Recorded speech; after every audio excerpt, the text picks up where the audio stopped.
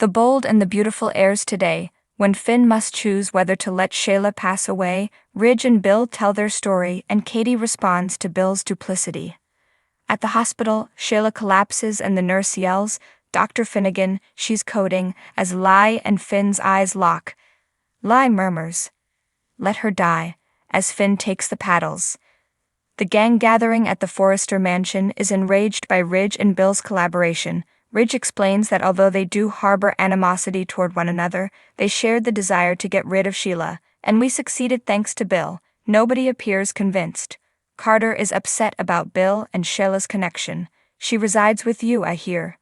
Sheila should be in jail," Lucy says in response to Stephen's complaint that he permitted her to jeopardize all of their families.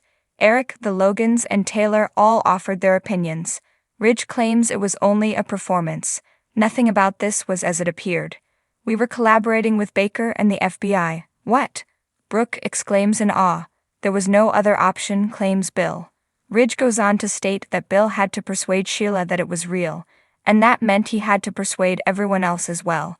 Ridge had to say this, even though he doesn't want to. This person is a hero. Ridge puts his arm around Bill's shoulder, while grinning, raising eyebrows all across the room.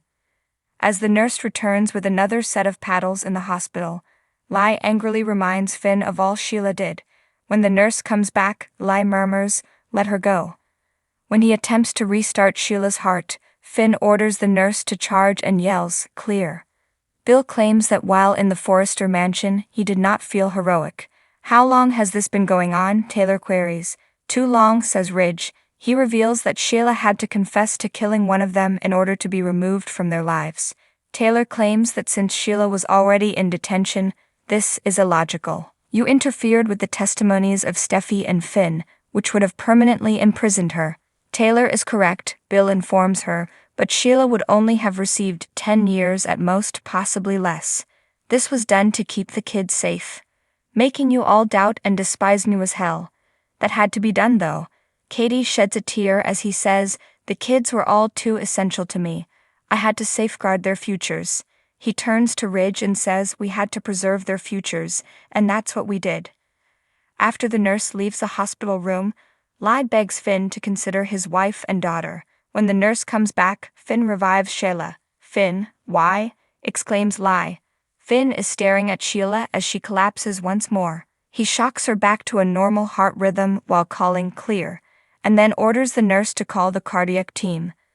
Lai glares at him as Steffi keeps staring. Sheila sees her son saving her when she awakens, and she assumes that he loves her. Bill apologizes to Taylor at the Forrester mansion for putting her through so much.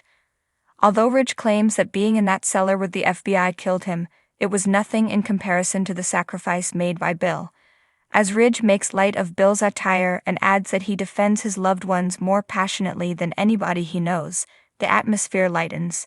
Bill comments that these have been the shortest months of his life, and Ridge says Sheila confessed, therefore it worked.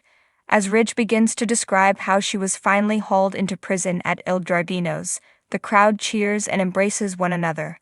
Bill is shook by Stephen, who then apologizes to Ridge for his mistrust. Taylor is surprised that he has been working with Bill for the entire time as Donna and Eric thank Bill, and Ridge exits the room with Taylor. Soul searching, according to Ridge, would have been simpler. "You okay?" He inquires after informing her that everything is over. Thanks for watching this video. Please subscribe to our channel, Bold Media Point, and stay with us.